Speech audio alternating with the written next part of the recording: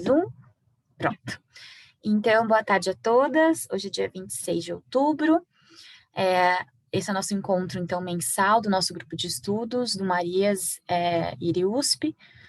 Acho que a maioria, pelos nomes, pelo menos metade, acho que já conhece um pouco o trabalho do Marias, quem são as Marias, né? Mas só para brevemente apresentar a gente, nós somos um grupo, então, formado por essencialmente alunas da pós-graduação, do programa de pós-graduação do Instituto de Relações Internacionais da Universidade de São Paulo, o IRI-USP. É um grupo autônomo que foi criado de forma espontânea pelas alunas, muito sentindo a necessidade de se discutir a questão de gênero na academia e mais especificamente nas relações internacionais, tendo em vista que dentro do IRI a gente não tinha nenhum grupo de estudos da pós-graduação pautado na questão de gênero, e a gente também não tinha nenhuma disciplina na nossa grade de pós, nem optativa, que falava desse assunto, que abordava esse assunto, e então a gente sentia muito essa necessidade de entender melhor.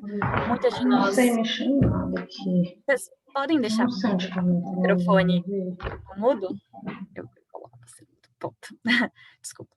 Então a gente sentia um pouco essa necessidade de saber um pouco mais da pauta de gênero, estudar um pouco sobre feminismo. Muitas de nós não estudávamos no nosso projeto de mestrado, de doutorado, a questão de gênero.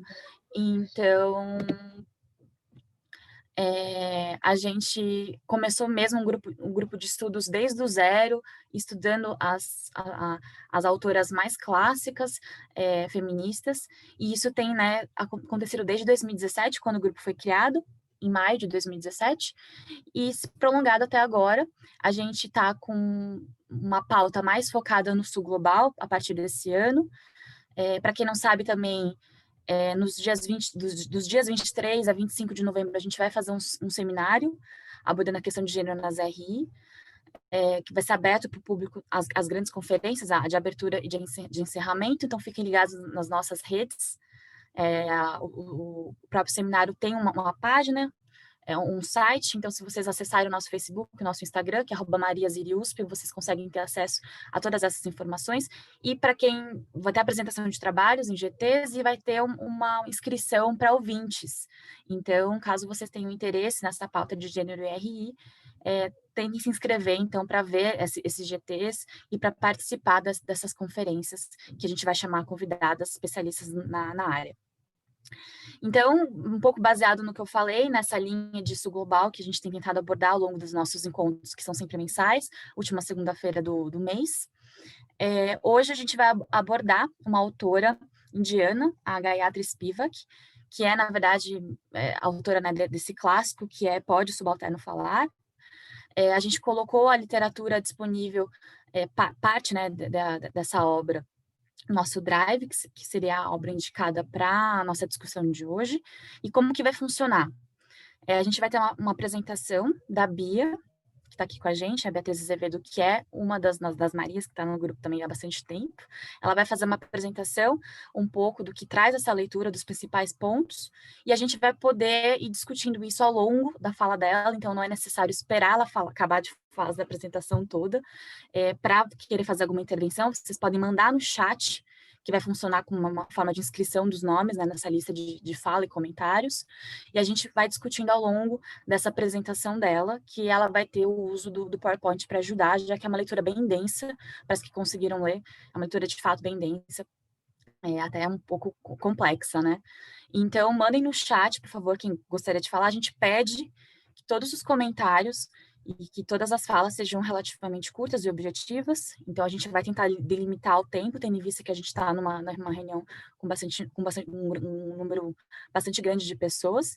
Então, tentem atentar um pouco a essa máximo de 2 minutos por fala, e se inscrever sempre no chat, e sempre, por favor, deixar o microfone no mudo, enquanto vocês não estiverem falando, para a gente evitar qualquer ruído externo, tá bom?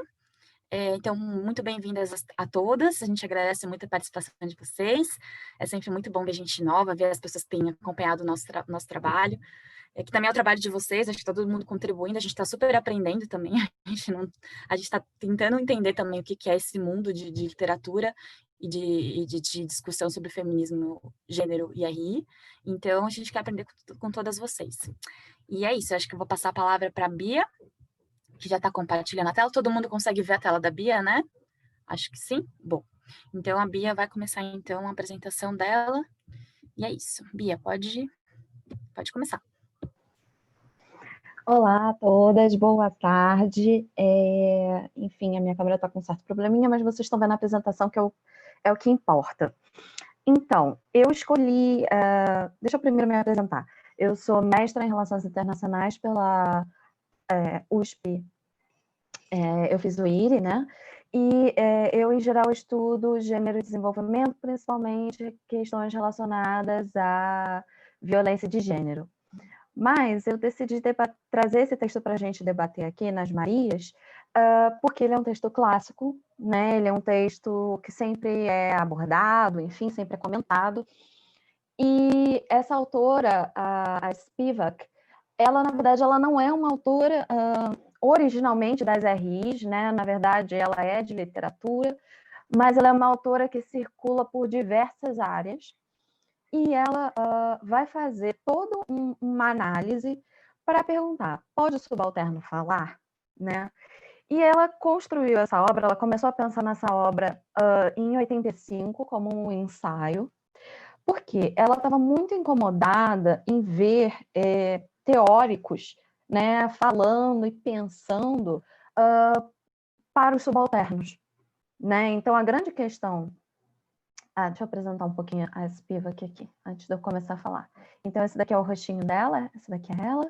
Ela é indiana, ela é de Calcutá, ela nasceu em 42, ela mora nos Estados Unidos, ela é professora de literatura comparada e ela escreveu diversas obras. Então, os temas centrais assim, do Pode o Subalterno Falar é Spivak pensando em relações de poder. E pensando como essas relações de poder são postas através dos discursos, são postas através das teorias, principalmente de um discurso e de teorias hegemônicas ocidentais, né? Então, só um momentinho, gente. Eu ia falar, Bia, que tá um pouco de ruído a sua fala. Então, não sei se você consegue colocar o microfone ou tirar, ou não sei. Só porque tá um ruído meio estranho, assim, quando você fala. Se eu falar assim, tá melhor? Melhor, bem melhor. Eu achei bem melhor. Então tá bom. Ok. Eu tirei o fone. Nada. Então, ela tá pensando, né, sobre essas teorias que dizem falar sobre subalternos, que dizem falar sobre que não é mainstream, ou que estão pensando também em relações de poder, e principalmente olhando essas relações de poder a partir do ponto de vista de representação e de discurso, e falando, será que esses teóricos de fato estão representando essas pessoas que eles estão pensando que representam? Será que eles estão, de fato, promovendo alguma coisa que seja interessante? Esse subalterno, né, essa pessoa periférica, ela tem voz? Ou ela sempre precisa que alguém fale em nome dela? Né? Ela precisa ela precisa ser caracterizada sempre dentro de um grupo, de uma classe, ou ela precisa ser anônima, né? Então ela está pensando em sujeitos em revolução, que podem ser monolíticos ou anônimos, né? E aí monolíticos seria mais essa questão da classe, e os anônimos são as pessoas que realmente fazem a revolução, mas que a gente nunca sabe, porque em geral não são essas as pessoas que vão teorizar. Então ela começa toda uma discussão baseada nisso, e aí eu já vou adiantando só os principais temas que a gente vai debater. A gente vai falar sobre representação, a gente vai falar sobre família, sobre teorias de ideologia, e aí ela vai falar tudo isso para, no final do texto, ela chegar e falar como isso se reflete nas mulheres, e aí ela vai pensar num caso específico das mulheres indianas. Então, vamos lá. Ela começa, né, questionando essa questão se o que a gente representa de fato reflete a realidade, né? E aí, se a gente parar para pensar, existem diversos teóricos, desde, sei lá, da Grécia Antiga, que já pensam isso, né? Filósofos que pensam, olha, se isso aqui que eu estou escrevendo representa alguma coisa, Isso é algo muito comum em quem debate discurso, né? O quanto as palavras representam uma realidade ou representam uma ideia, e o quanto isso, às vezes, é deslocado da realidade de fato. Então, ela fala que a gente precisa ter cuidado na produção de uma teoria, porque essa teoria precisa ser prática, então ela é contra teorias utópicas, né? E a oposição da teoria abstrata pura e a prática concreta aplicada. E ela fala que as teorias elas não podem ser apressadas ou descuidadas. Então, que há uma necessidade de que quando alguém está fazendo uma teoria, que ele pense com carinho nesses sujeitos que são objetos dessa teoria, né? Para que a pessoa não acabe colocando a sua voz como se fosse a voz desse subalterno. Então, ela vai começar a falar sobre dois conceitos bem chaves: representação e representação, tá? Então, a representação, tudo junto, seria mais como falar por, né? É o que acontece na política, enfim. E o representação é o que aparece na arte ou na filosofia. É um pouco confuso porque ela vai e volta nesse momento, né?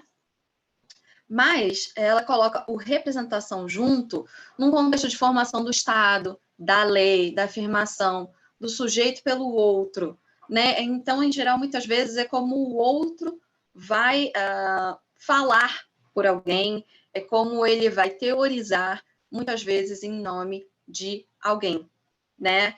E muitas vezes ele não representa a realidade adequadamente, né? E ela fala muito que essas pessoas que tentam criar essas representações, sejam elas intelectuais, teóricos, partidos, sindicatos, muitas vezes eles não representam de fato quem age e luta. Porque quem age e luta, muitas vezes está ali no campo prático, está fazendo e não está se preocupando muitas vezes em teorizar. Enquanto essas pessoas, elas agem e falam, né?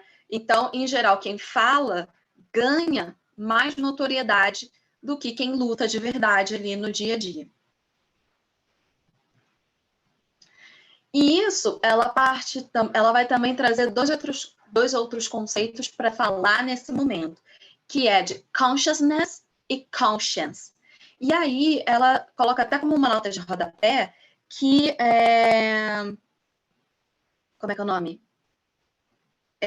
Que ela fala que essa palavra é muitas vezes traduzida com a mesma palavra em outras línguas. Então, no português, essa palavra seria consciência, para os dois, né, para esses dois significados.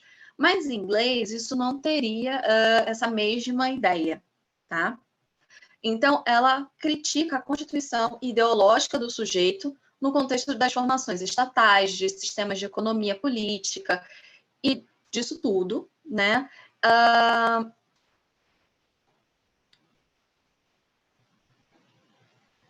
Então, ela tá buscando pensar em como as pessoas acham que estão representando ou têm a intenção de representar alguém e o que isso, na verdade, é. E aí, depois, ela vai entrar nos conceitos para pensar assim, quem é o sujeito? Quais são os interesses desse sujeito? Quais são os... como é que é o nome? Os desejos dessas pessoas, né? E como é que a gente pode pensar nisso ou não.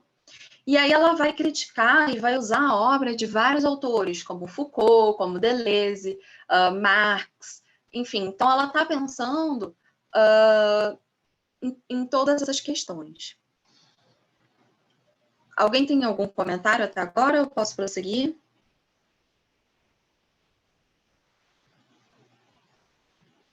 Então tá.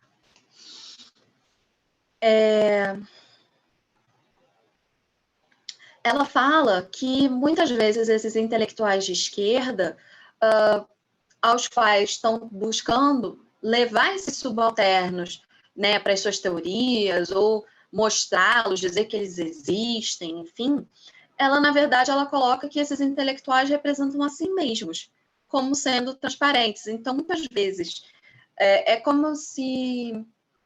Aí é uma alegoria que eu estou fazendo, tá? Ela não fala isso em nenhum momento do texto.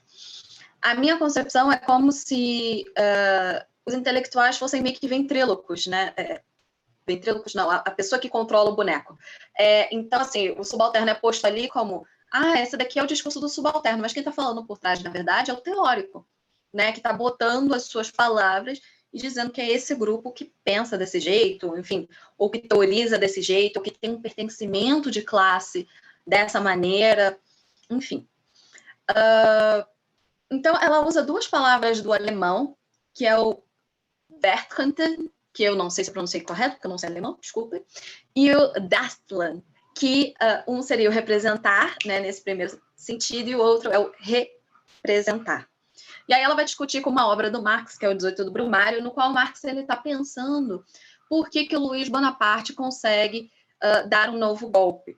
E aí tem uma parte nesse livro que é falada assim, inicialmente, quando você tem uma pequena população, essa população meio que se autorrepresenta, cada um vai ali no fórum, né, e debate.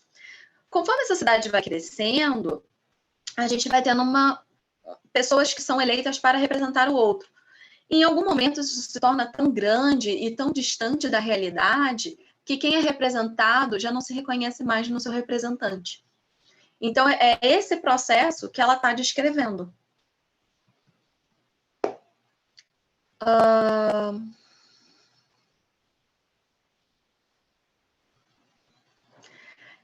Então, com tudo isso, ela mostra que a gente precisa entender o sujeito enquanto um agente individual e também o agenciamento coletivo. E aí, por isso que ela vai começar a pensar em identidade de interesses, interesses de classe, interesses de organização, como é que as questões são organizadas, como é que tudo isso acontece, né? E aí, ela começa a falar que uma classe, em geral, ela é formada a partir de um sentimento de comunidade, de interesses mútuos. Sendo que, com o passar do tempo, muitas vezes as pessoas são postas como eu participo dessa classe. Mas, na verdade, as pessoas não têm mais os mesmos interesses ou se sentem pertencentes. E aí ela vai falar muito dos conceitos de divisão internacional do trabalho ou sobre o proletariado, né? Ela fala que muitas vezes, quando a gente cria certos conceitos e a gente fala de certas coisas, a gente também acaba dominando ideologicamente através do discurso dessas pessoas. Então, ela fala, por exemplo, que na reprodução da força de trabalho, quando a gente pensa na classe trabalhadora, é uma classe que é explorada não só economicamente, mas ideologicamente. Porque todos os sujeitos que são, de fato, revolucionários, né, eles muitas vezes são ou apagados, ou eles são postos de lado, ou eles são combatidos. Então, toda a dominação de estrutura, e aí ela começa a pensar em macroestruturas e microestruturas, a macroestrutura, ela reflete grande parte desses discursos, né? Que são discursos que, como eu posso explicar?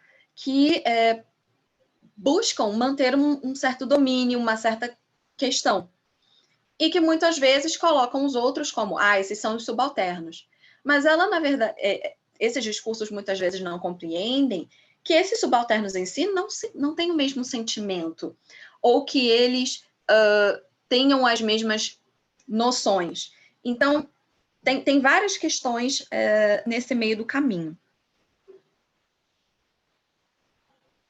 Uma coisa que ela fala quando ela está falando de representação, ela me lembrou muito também uma autora chamada Hannah Pitkin, que a Hannah, ela vai pensar em tipos de representação, né? E para a Hannah existem 4 tipos de representação e tem alguns que tem essa ideia de você falar por, tem um que é você agir em nome de, né? Você ter accountability com, né? Accountability seria você ter uma responsabilidade de fato e agir realmente em nome daquela pessoa que você representa, e outros que não, que simplesmente usam aquilo como plataforma. Então, eu acho que em alguns momentos, por mais que a Spivak não cite a Hannah Pitkin em nenhum momento, eu acho que elas estão conversando, em alguma medida. E também, quando a Spivak começa a falar sobre essa questão de formação de classe, e muitas vezes como as classes são artificiais, como muitas vezes o capitalismo, né, ele vai fazer toda uma criação de uma classe artificial e econômica, né, agindo em prol do interesse do capital, ela me faz lembrar tanto Marx, que é com quem ela está discutindo, mas em alguns momentos, quando ela fala que a gente tem formação de grupos, mas não necessariamente esses grupos se identificam ou têm os mesmos interesses, ela me lembra a Hannah Arendt falando sobre, às vezes, a falta de sentimento de grupo ou de pertencimento àquela sociedade, enfim, e que isso, né, no caso da Hannah Arendt, ela vai falar sobre as questões totalitárias, que não é o que a Spivak está falando aqui nesse texto. Kelly, se alguém se inscrever, me avisa que eu não estou conseguindo ver o chat, tá? Não, é só para você... Eu não sei como se escreve a autora que você citou agora, a Hannah. Hannah Pitkin. Como escreve isso? P-I-T-K-I-N. K-I-N. Pitkin. Isso. Boa. E a outra que eu sei foi a Hannah Arendt, que é A-R-E-N-D-T. Sim.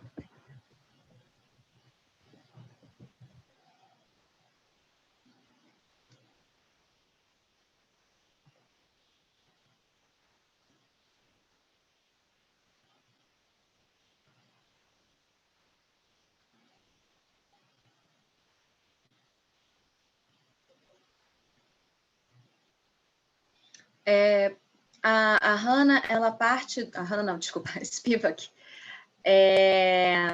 Cadê aqui o pedaço?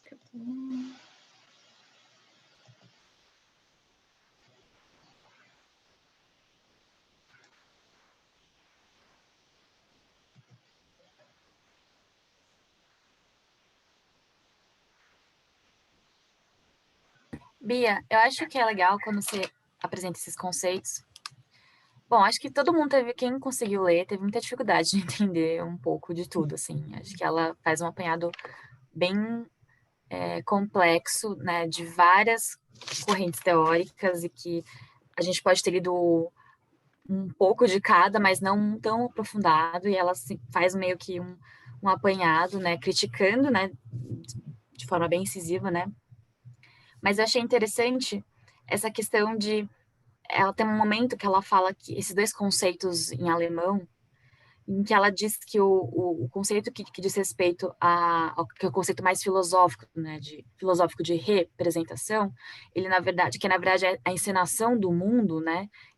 Ela até acho que de alguma forma ela conecta com a questão da arte, né, do teatro, da parte filosófica.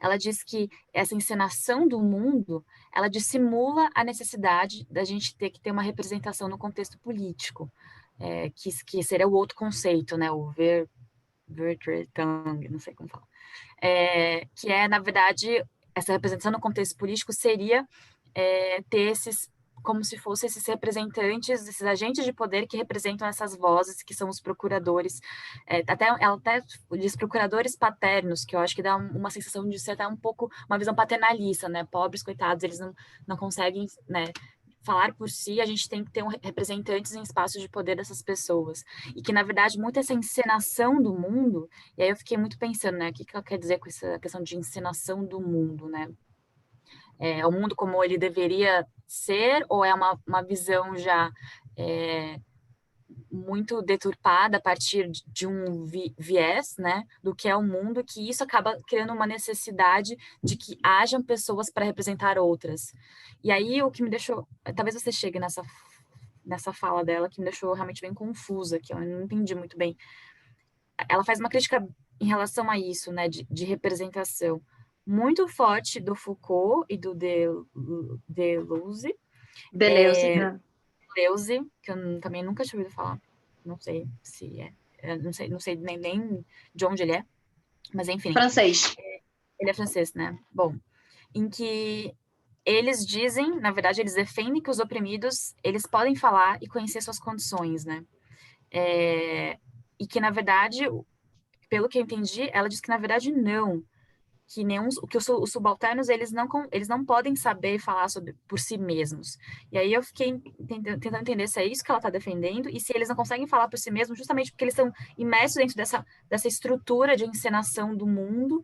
E aí, eu não sei, eu fiquei numa confusão, assim, do que ela quer dizer, essa crítica ao Foucault e o Deleuze, em que sentido que o subalterno e os oprimidos, eles não conseguem, de fato, falar, e ela diz que o itinerário do sujeito não foi traçado de maneira a oferecer um objeto de sedução ao intelectual representante. Então, quer dizer que eles não podem falar, porque o representante, esse procurador paterno, esse agente de poder não quer, não acha que falar por eles é importante ou que é importante, ou essa é um pouco a minha questão, assim, não entendi muito a crítica dela ao Foucault e ao Deleuze em relação a isso, que está tudo relacionado com essa questão de representatividade, de encenação do mundo, de procurador paterno, quem pode falar por quem representa quem, então acho que, não sei, isso me deixou bem confusa, assim, não sei se você conseguiu ter uma outra leitura sobre isso, se alguém teve alguma outra leitura um pouco mais esclarecedora em relação a essa crítica, assim. Então, ela só vai responder isso lá no final, principalmente em relação à questão das mulheres, assim. Mas, já adiantando, ela critica, ela acha que as feministas têm que entrar na crítica contra o positivismo, contra pensar, contra você ter discursos universalizantes ou ela vai chamar de totalizadores ou totalizantes, enfim, no sentido de você achar que a sua teoria serve para todo mundo, no mundo todo, né? Então, ela é contra essa coisa de alguém do primeiro mundo, porque aqui ela está pensando na lógica da Guerra Fria, né? Então, ela vai falar assim, que ela é contra alguém do primeiro mundo vir e falar e teorizar sobre alguém do terceiro mundo e falar que está conseguindo, através disso, dar voz a essa pessoa.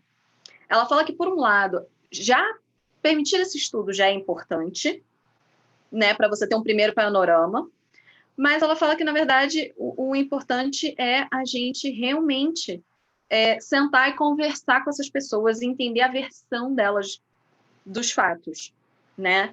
E aí ela se coloca num papel meio esquisito, no sentido de que, ao mesmo tempo que ela critica, ela também fala assim, olha, eu sou indiana, mas eu tô aqui na academia americana, e eu também tô meio que reproduzindo certas coisas a partir de um certo lugar. Então, qual é o meu cuidado? Conversar com as pessoas para entender qual é a versão delas, e aí, a partir disso, eu pensar em teorização, mas sempre questionando quem é o teórico que fala. Para ela é muito importante essa questão do teórico se colocar no lugar assim, eu estou falando de tal lugar para analisar tal coisa. Então, isso me lembra alguns outros textos que a gente já debateu nas Marias, e me lembra um pouco assim, o que a Djamila vai falar no lugar de fala. Né? Basicamente, o texto da Spivak é exatamente esse. Qual é o lugar de fala do subalterno? E aí ela está falando principalmente sobre as mulheres, mas isso ela só vai teorizar lá no final. Mas eu concordo com você, assim, o texto é difícil de compreender, ela fala muitos, como eu posso dizer, muitos conceitos que se a gente não leu aquele autor, a gente não tem noção, né? Então fica um pouco confuso mesmo. Bia, tem duas pessoas que querem falar, a Nath e a Nathalie e a Cecília. Então, talvez elas possam fazer. Sim, tem mais sim, alguém? pode. A gente pode. Se tiver mais alguém, se quiser falar, tipo, colocar aqui na lista, a gente faz uma rodada de 3 pessoas e aí mandem no Nathalie, chat. pode ir falando. Estão me ouvindo? Sim. Ai, desculpa, é que eu tô com meu computador meio ruim, meu fone meio ruim, tá tudo ruim, que é tecnológico aqui em casa. Eu só queria fazer um comentário com o que a Kelly estava falando agora, que você me diga se eu compreendi certo a sua dúvida, tá? Mas você estava falando que você tinha ficado com dúvida do que exatamente tinha sido a crítica da Spivak com o trabalho do Foucault e do Deleuze. Eu não estou tão familiarizada com o trabalho do Foucault Foucault, assim, não li tanta coisa dele, então também a gente vai engatinhando juntas, mas pelo que me ficou claro do texto, o ponto dela é que Foucault, quando diz essa passagem que você acabou de ler, de que o subordinado, o subalterno, ele pode falar por si. A crítica dela não no sentido de que o subalterno não pode falar, mas o quanto ele consegue de fato falar, porque uma coisa é você dizer de uma forma muito abstrata e até idealista, pelo que eu entendi que seria como a crítica dela, de que todo mundo pode falar, falem, deva-se falar, mas o ponto dela falar é um ato conjunto, falar é você falar e o outro ouvir. O questionamento dela é, o subalterno de fato consegue ter essa voz para falar e, num segundo momento, quando ele consegue falar, ele é escutado? Então, acho que o ponto dela, crítica com o Foucault, é mais no sentido de que você dizer abstratamente, não, sim, claro, o subalterno tem mais aqui, vir aqui falar, mas qual o espaço que o subalterno de fato tem para falar e, quando ele fala, ele é escutado mesmo?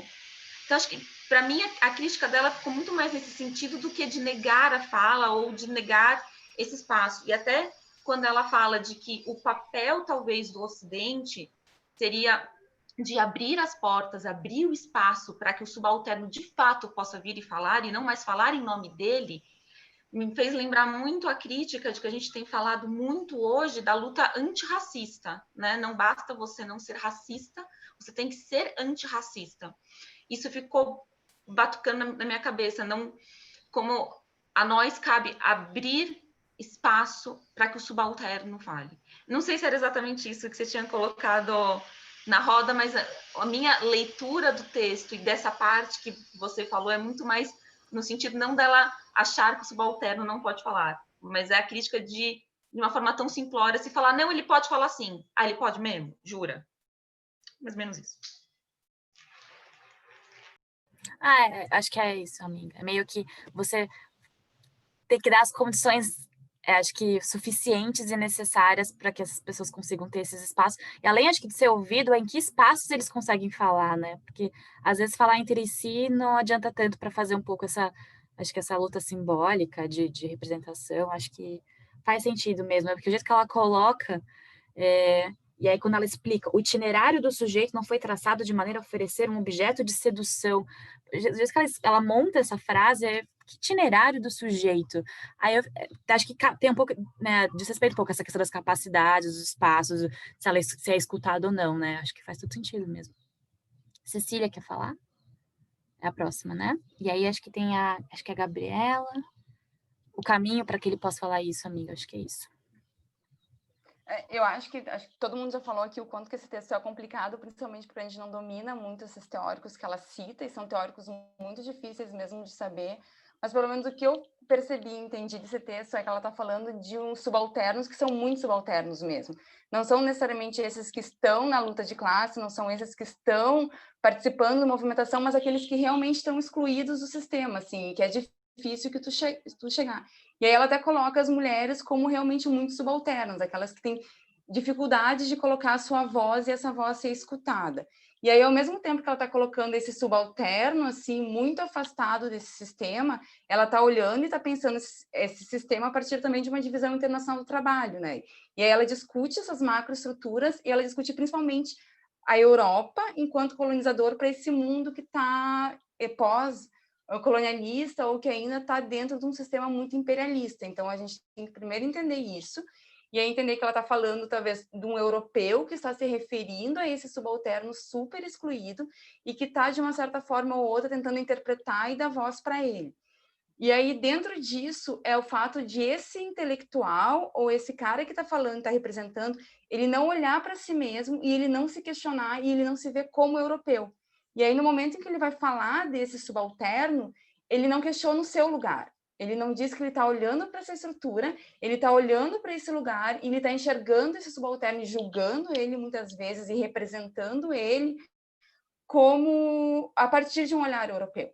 E aí eu acho que ela está colocando e discutindo ao longo desse tempo todo é que para a gente poder falar desse subalterno E aí, e daí tem muitas diferenças entre o que a gente está se referindo como subalterno, e aí quando tem alguns autores que falam em questão de ideologia, em questão de luta de classes, em questão de consciência, que subalterno que ele está se referindo também, porque nem todos têm acesso a isso, alguns estão realmente excluídos até mesmo desse processo de conscientização de classe.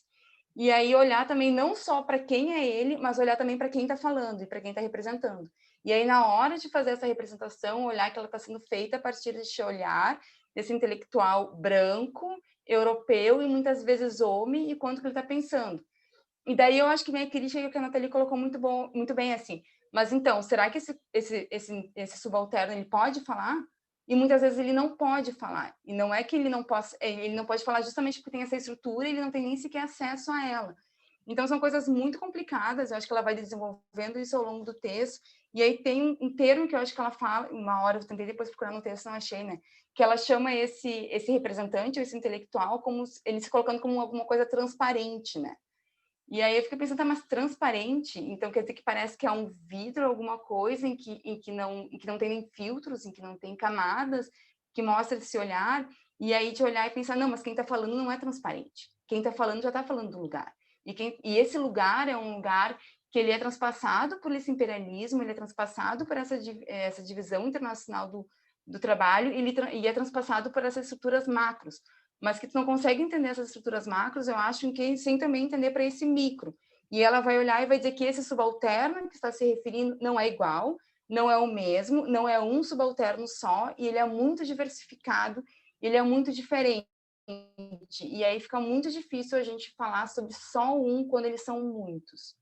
E aí eu acho que a crítica dela vai um pouco nesse sentido, assim, pelo menos foi o que eu entendi, foi o que ficou para mim, que a gente não pode olhar o subalterno como todos, e aí ela está se referindo a subalternos que são realmente muito excluídos desse sistema, e aí a gente também tem que olhar para quem que é esse sujeito que está falando, quem que é esse intelectual. Ele não está desprovido desse lugar de escrita e dessa visão de mundo que ele carrega.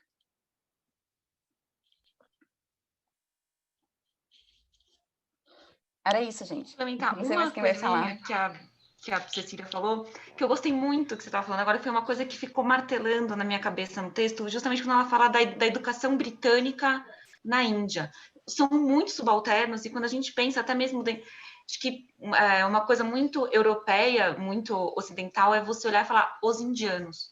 Quem são os indianos? Porque há diferentes indianos e há diferentes classes, diferentes formas de acesso. Então, uma elite que foi educada, uma elite que não foi educada.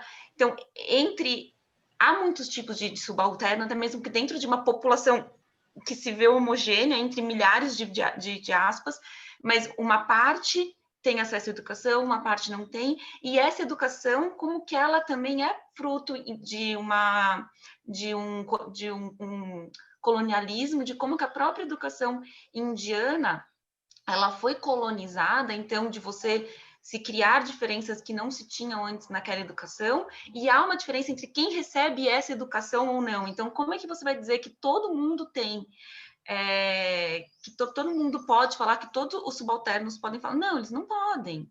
Há uma diferença, inclusive, dentro da própria população. Quem tem acesso a falar, enfim, é isso.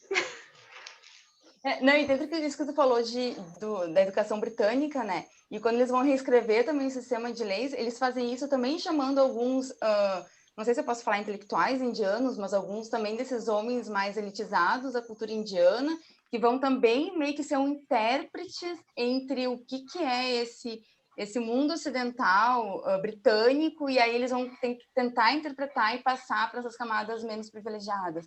Ou seja, essa estrutura, ela também não é feita sem essa interferência do local, né? E aí, dentro desse local, não é um local totalmente subalterno, né?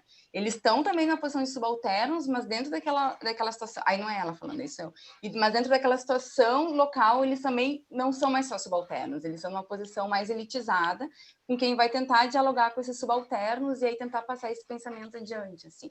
E aí eu acho que é muito complexo, não tem como a gente simplificar uma coisa que é difícil, sabe? Não tem como a gente falar de tudo isso sem também questionar o quanto que isso é muito complexo, são muitos níveis, são muitas camadas, são muitas formas de ser subalternos dentro de tudo isso, e que não são todos que vão conseguir ter voz. A Gabriela queria falar? Estava na lista. Oi, boa tarde. Eu acho que o meu comentário vai no sentido do que a Nathalie falou, e é mais uma curiosidade que eu tenho, assim, que tem a ver com, tipo, depois que a Spivak escreveu o que ela escreveu, se houve alguma tentativa por parte dela ou por parte de outros intelectuais de fato, colocar em prática essa abertura de espaços para os subalternos dentro da produção acadêmica, e eu queria saber se teve essa tentativa.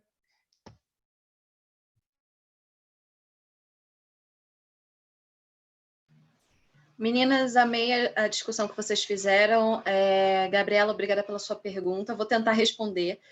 Mas sim, eu acho que há, não sei se pela parte da Spivak, mas acredito que sim, porque eu não li nenhuma outra obra dela, eu só li essa.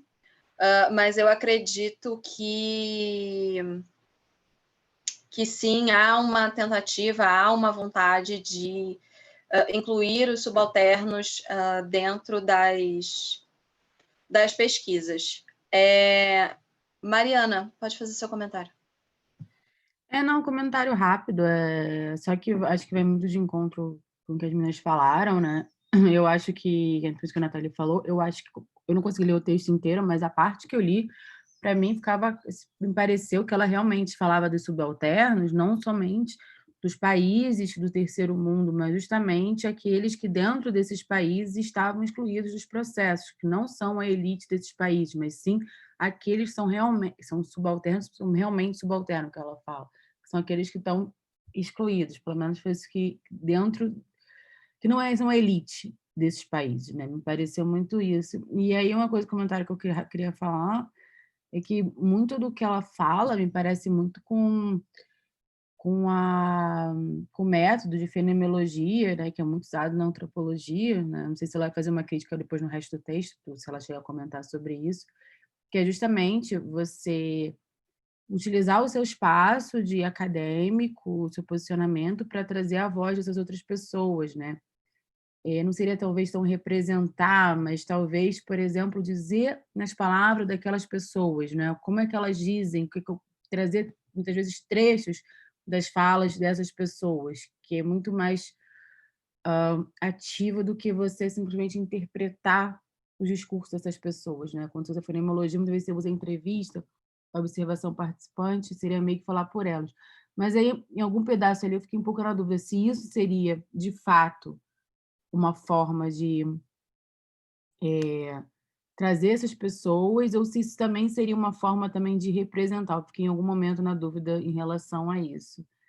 E, de repente, não exatamente isso, mas talvez trazer essas pessoas para serem acadêmicos também, ou usar os espaços que a gente cria, né, de debate para trazer isso muito utilizado no refúgio no Brasil. Quando você faz uma mesa sobre refugiados, é muito comum você trazer refugiados para falar também, não só o representante do Acnur, não só o advogado, não só a pesquisadora, mas também trazer os refugiados. Eu acho que talvez seja enfim, uma forma de que as pessoas estão tentando fazer para abrir esses espaços, né? Algumas outros autores criticam um pouco isso, né? A Spivak, que é uma leitura nova, apesar de ser bem antiga, para mim é uma leitura nova, mas que essa crítica já existia em certa medida em outros autores. Era só isso. Era para ser rápido, mas acabei ficando longo.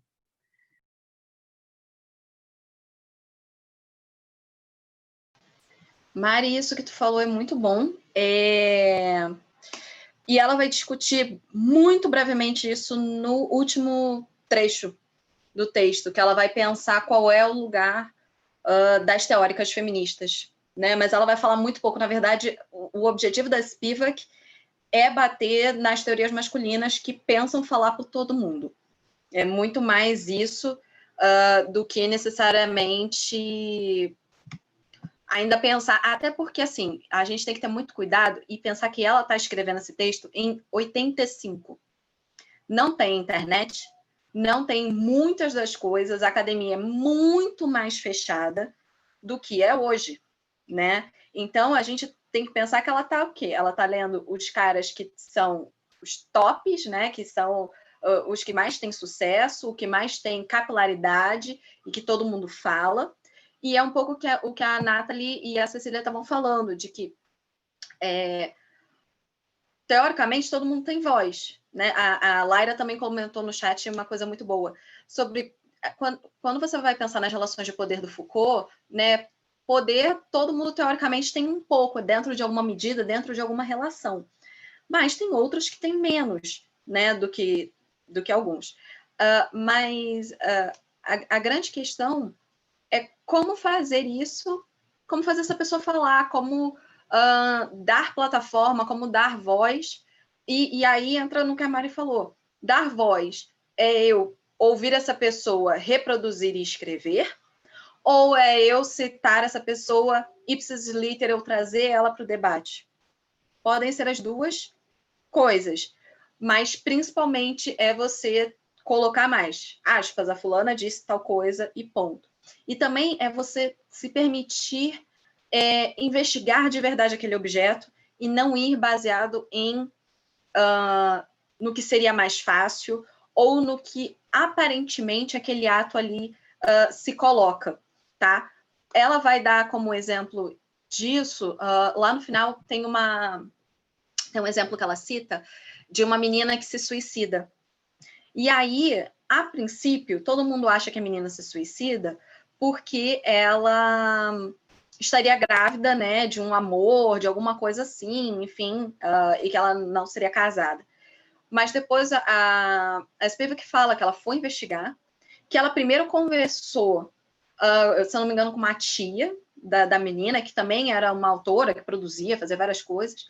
E aí a primeira coisa que a tia fala é: mas por que você está me perguntando dessa sobrinha? Por que você não me pergunta das outras duas, que são muito, assim, mais bem-sucedidas ou são muito melhores? E aí falou assim: se ela se matou, deve ter sido por causa disso. E ninguém procurou saber. E, na verdade, tinha toda uma questão política dela ter se matado, e, inclusive, ela escolheu estar menstruada para mostrar que não tinha nada a ver com essa especulação que ela sabia que fariam dela. Então, até quando, o que a Spivak fala ao mostrar esse exemplo até quando o subalterno tenta falar e tenta se expressar, as pessoas leem aquilo e adaptam ao que elas querem. E isso é uma outra coisa que ela vai falar nas sessões, né? Porque esse livro não tem muito bem capítulos, mas nas sessões seguintes, né? Que o quanto, às vezes, uma ação que tem uma intenção, que tem um pensamento por trás, quando ele é lido por alguém que está no poder, ele é visto de uma outra forma, e essa pessoa que tem o poder vai criar leis, vai criar teorias, e vai dizer que aquele fato ali tem aquela visão, enquanto na realidade muitas vezes não tem. E tira a agência e tira a ideia por trás daquilo ali. Então é como se o significado original fosse meio que sendo apagado. E aí a história que é contada é a história de quem tem poder. Por isso que ela questiona o tempo todo. Subalterno consegue falar? Muitas vezes não. Né? Tem um determinado momento no final do livro que ela fala que qual é a grande questão das mulheres? Primeiro que a gente já não tem voz por uma questão estrutural. Então, a gente já tem dificuldade de falar. E quando a gente fala, ela coloca essa citação no caso da Índia. Ela falou assim, vem um homem branco defender uma mulher de cor de um homem de cor. Então, sempre vem um homem branco tentando salvar essa donzela, tentando colocar, as mulheres do terceiro mundo precisam ser salvas. As mulheres do terceiro mundo são uma categoria analítica monolítica? Todo mundo é igual? Não, não é. E aí, entrando no que a Nathalie falou, tem até um gráfico que ela coloca, que ela fala, quem são os subalternos? Né? Você tem quem manda, esse gráfico é dividido em 3 etapas. Ela coloca que o grupo 1 são os grupos dominantes estrangeiros, o grupo 2 são os dominantes nativos em toda a Índia, o grupo 3, os dominantes nativos regionais e locais, e o grupo 4, os termos povo e classes subalternas foram usados como sinônimos ao longo desse trabalho, né? E aí ela vai falar que, na verdade, mesmo entre esse povo e essa classe subalterna, existem muitas diferenças, né? Então, ela também vai falar num determinado momento, principalmente em relação às mulheres, o quanto tem questões que também interferem no sentido de raça, classe. Então, não só o gênero interfere, mas outras diversas questões também entram. E ela também fala do perigo de mulheres ocidentais teorizarem sobre todas as outras mulheres, né? E aí, falando no que a Gabriela pensou e questionou, tem uma autora que eu botei aqui no chat, que eu tenho muita dificuldade de falar o nome dela, mas eu vou tentar, é Yonkure Iyoeumi, que ela é uma autora nigeriana, que ela discute muito isso, né? Quais são as categorias que a gente usa para analisar as pessoas, né? Então, por exemplo, quando eu escrevi a minha dissertação sobre desenvolvimento e gênero na Libéria. E aí, primeira coisa que a Yoeumi vira para mim, né? Enfim, como se ela estivesse conversando comigo, que ela fala olha só, gênero é uma categoria ocidental.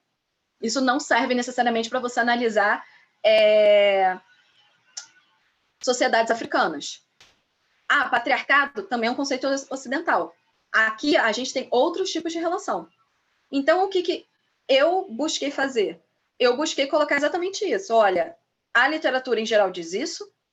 Eu tenho gente falando que a gente não deveria analisar dessa forma. E aí, no caso, eu estava analisando políticas de um governo. Aí eu falava, o governo está entendendo isso aqui? E o que eu consegui captar, porque eu não consegui fazer trabalho de campo, o que eu consegui captar através de, como eu posso dizer, outros documentais, era falar assim, olha, a população está dizendo isso.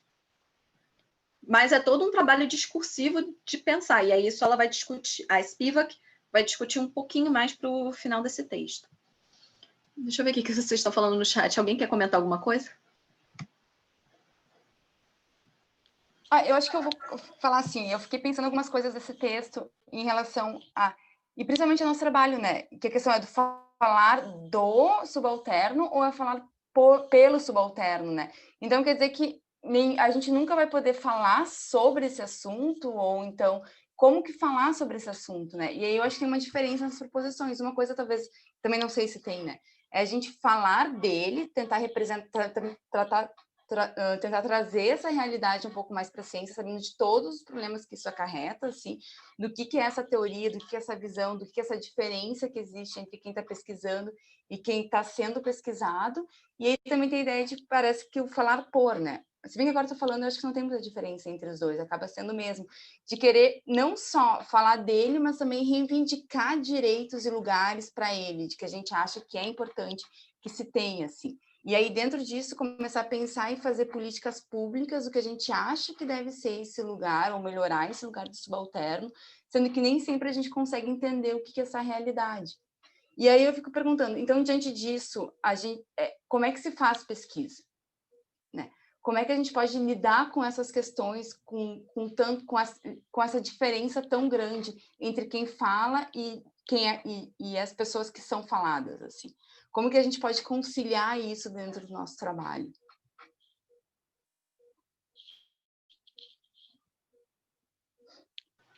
Já que a gente está entrando e aí, acho que mais uma coisa também. Pode falar, Cecília. Não, mais uma coisa que dessa questão do subalterno da mulher, né? Que ela diz que vem o homem branco para salvar a mulher de cor do homem de cor, né? E aí essa mulher, ela é sempre colocada como passiva, assim. Primeiro ela é passiva da dominação desse homem de cor, e aí depois ela é tratada como alguém que precisa ser salva, né? Nunca alguém que tem uma agência, que tem, de repente, uma vontade, que tem formas próprias de resistência e de lidar com essa situação. Mas sempre como um objeto que não se defende e que está sempre ali na situação vulnerável e que deve sempre ser protegida. Ou é sempre homens tentando agir em nome daquela mulher. Tanto como salvadores, como opressores.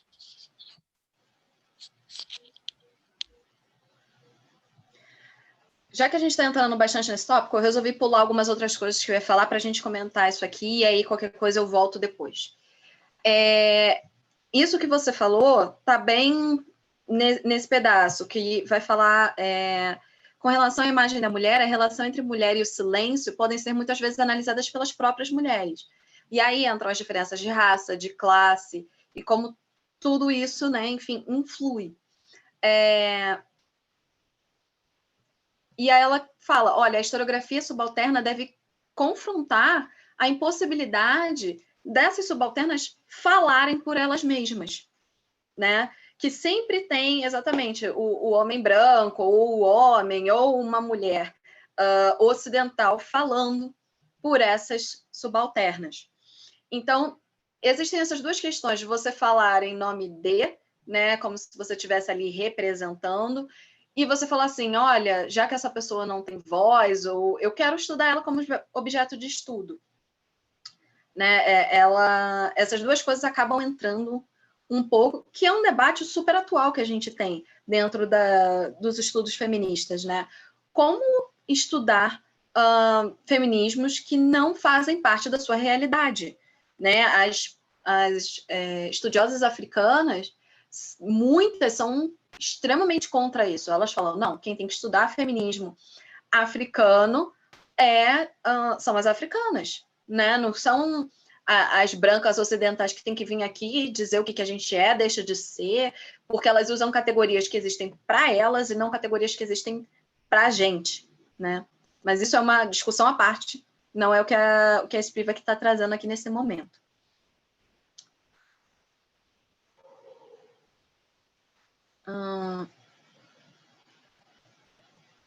Ela fala que as mulheres elas se encontram duplamente na obscuridade, é assim que ela vai chamar.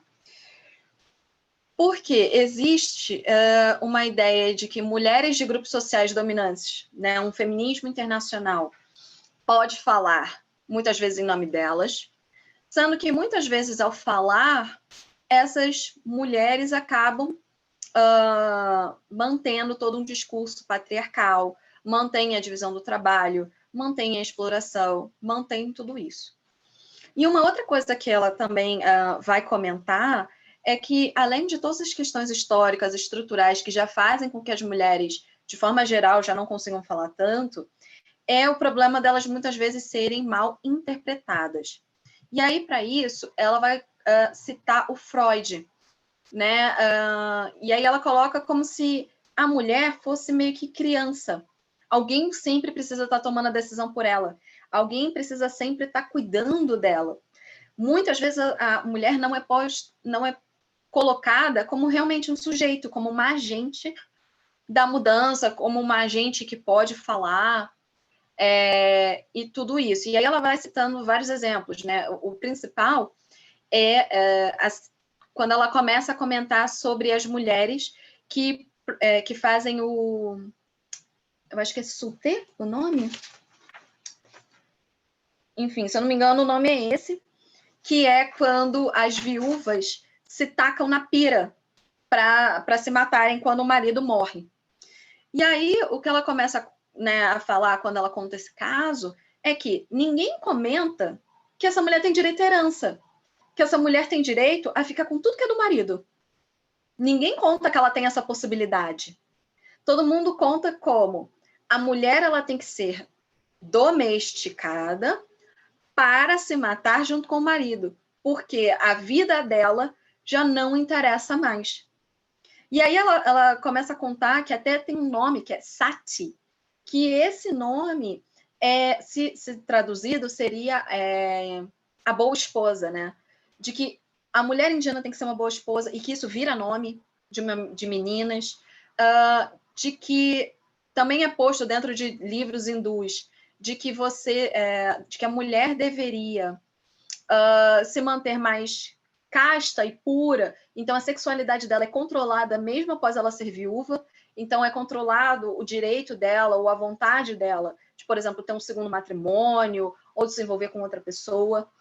É posto que essa mulher deveria cometer esse ato de suicídio, porque ao se matar, ela romperia, porque os hindus eles acreditam em reencarnação, né? Então, se romperia o ciclo de que ela viria mulher, porque vir mulher é uma forma mais baixa ou menor, ou menos importante, de evolução.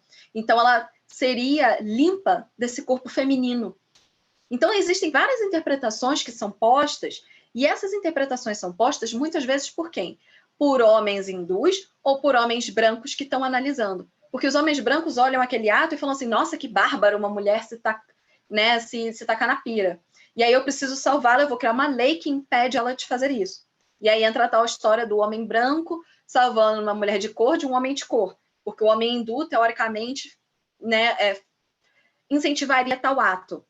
Mas ninguém pensa no que essa mulher quer. E essa mulher, por contrapartida, muitas vezes também não vai pensar no que ela gostaria. É tão embutido na cultura que ela deveria agir dessa forma, que muitas vezes ela não se permite agir ao contrário, ou pensar, ou quando ela questiona, a história dela é lida de um outro jeito. E aí entra na tal da história do suicídio que eu comentei. Então, existem várias questões que são bem, né, enfim, complexas. E uma coisa que a Spivak fala é que a gente, ao buscar aprender a falar ao invés de ouvir ou falar em nome do sujeito, historicamente emudecido da mulher subalterna, o intelectual pós-colonial sistematicamente desaprende o privilégio feminino. Essa desaprendizagem sistemática envolve aprender a criticar o discurso pós-colonial como uma das melhores ferramentas que ele pode proporcionar, e não substituindo pela figura perdida do colonizador.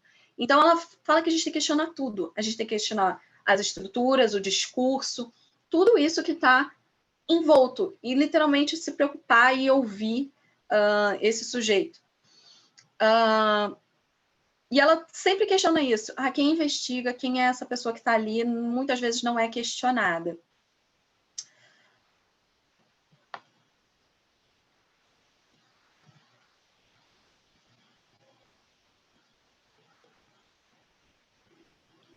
Não, e eu acho que eu tô super falando, né? Porque eu acho que são questões que me incomodam muito, e são questões que eu ando me questionando muito no meu dia a dia, assim, principalmente na maneira como a gente escreve, né? E como a gente faz essas pesquisas. E quando eu vou, e ainda mais se eu sou historiadora, eu acho que a Raquel também está aqui, a Fernanda, acho que elas podem também contribuir. É muito complicado porque a gente não está mais lidando com pessoas que estão vivas, a gente não pode mais escutá-las assim. A gente não pode mais entender essa realidade. Aí o que nos restam são esses documentos. Esses documentos, eles também já vêm filtrados por várias seleções que são feitas ao longo do tempo. E aí como é que a gente consegue entender e retratar essa história ou essas várias histórias, sendo que elas às vezes são tão distantes da nossa realidade? E que também nem sempre a gente consegue dar voz para essas subalternas. E aí às vezes também parece que a ideia do dar voz é importante, mas parece também aquela ideia, nós aqui em cima, nessa academia, nesse centro de conhecimento, estamos abrindo as portas para vocês poderem falar. E aí nós aqui mesmo, ao dar voz para vocês, também vamos julgar e interpretar isso e tentar encaixar dentro desse formato do que é esse conhecimento, assim. E aí para que isso aconteça, também é um processo muito longo, assim, é questão de como que esse subalterno chega até esse lugar, né? Como que a gente consegue olhar para ele e entender e pensar e rever essas estruturas? E essas estruturas que foram feitas justamente para excluir essas pessoas, né? Ou seja, a gente não tem um lugar em que é para abraçar esse subalterno, mas assim um lugar que é para excluir, para que justamente essas pessoas não participem e continuem fora desse sistema. E aí eu não sei, eu sempre fico muito pensando nisso, né? Como é que a gente escreve essa história, como é que a gente olha para isso, como é que a gente escreve ela a partir de uma estrutura que foi justamente feita para excluir e não para incluir, ou para silenciar esse subalterno e não para deixar com que ele fale e questione esse lugar e essa estrutura que foi formada. E aí acho que são questões que vão além do texto, né? Não é bem questões que a Spivak está trazendo, mas são acho que questões que eu penso a partir da leitura do texto dela.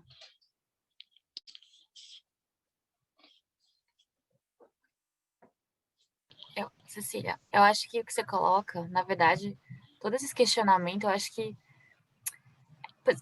o fato da gente valorizar o conhecimento acadêmico do jeito bom, alguns, né, no Brasil a gente pode generalizar mais, mas enfim, a gente colocar no patamar o conhecimento acadêmico e de fato colocar o teórico, né, nesse pedestal, isso já é muito ocidentalizado, né? E eu acho que a gente teria que fazer, eu não sei se alguém aqui estuda especificamente, por exemplo, a África, né? Nem falar África, né? Países africanos são muito diferentes, mas pensar que é isso, o que a Bia traz de que a construção de gênero, a gente sabe que é uma construção social, mas que gênero e patriarcado, que pra gente são bandeiras que são imprescindíveis, isso acaba completamente, né, tirando no nosso chão quando a gente pensa que se a gente vai tratar de uma outra cultura, isso não funciona dessa forma. E aí, como é que a gente consegue acessar esse conhecimento? É muitas vezes muito difícil, porque o que a gente considera como epistemologia, como conhecimento validado e legítimo, é um conhecimento que é esse conhecimento ocidental. E aí, essa outra forma de conhecimento, que muitas vezes nem é escrito, que é de tradição oral, muitas vezes, e que é reproduzido de outras formas, a gente não consegue ter acesso a isso, porque, ao menos que a gente vá fazer um estudo de campo, isso não chega até a gente. Eu vejo muita dificuldade da gente conseguir ter acesso a esse tipo de material. E aí a gente fica reproduzindo um pouco isso, porque é isso, a gente não consegue acessar, e aí, como a gente consegue fazer um pouco essa disputa, né? Porque a gente está muito enraizado. Desde que a gente pensa academia, pensa em fazer a nossa pesquisa. Pesquisa process tracing, aquelas coisas bem... Tipo, tudo que a gente lê de metodologia de pesquisa é tudo ocidental, né? E aí eu fico pensando, né? Tipo, como a gente que já cresceu nesse mundo completamente ocidentalizado, a gente consegue desconstruir tudo isso e fazer uma pesquisa de fato legítima e que escute, né, essas vozes, né? E eu acho que a questão que é atrás de lugar de fala, acho que é isso, tem muito a ver, né? Eu acho que enquanto nós estamos aqui nessa academia ocidentalizada, super elitizada, a gente tem que, acho que, trazer esses assuntos onde a gente consegue ter alguma representatividade, mas a gente tem que conseguir achar esses meios de colocar o subalterno para falar, só que eu não sei como, porque é isso, parece tudo muito inacessível. E eu digo, eu tô pensando nisso no nível mais macro, né? Se a gente for pensar no subalterno aqui nível de Brasil, né? Acho que aí a gente entra naquela discussão, né, de racismo, e acho que é um pouco mais próximo, mas estou pensando um pouco mais nessa discussão mais macro que ela traz de subalterno, né, mais no nível global. Então, acho que eu fico pensando muito como a gente mesma vai ser muito difícil para a gente, porque a gente já está pensando nas questões de gênero, de feminismo, muito pautado de uma forma e que eu não consigo nem imaginar como a gente chegar em outro lugar e não falar em termos de o que é o gênero, o que é patriarcado, e não existir isso, né? E pensar de forma, sei lá, acho que eu nem consigo imaginar, na verdade. Calma, que tem uma Pode lista falar, aqui. Kelly, pode terminar. Não, na verdade, eu só ia ver que chegou, acho que a Miriam quer falar. A Miriam e a Nathalie quer falar, mas antes delas, deixa eu só ler um parágrafo que eu acho que vai acrescentar bastante. Tem uma parte do parágrafo que está aqui, que é esse aqui, mas tem uma parte anterior que eu acabei não colocando, que eu vou ler, que eu acho que vai contribuir com tudo isso que a gente está pensando.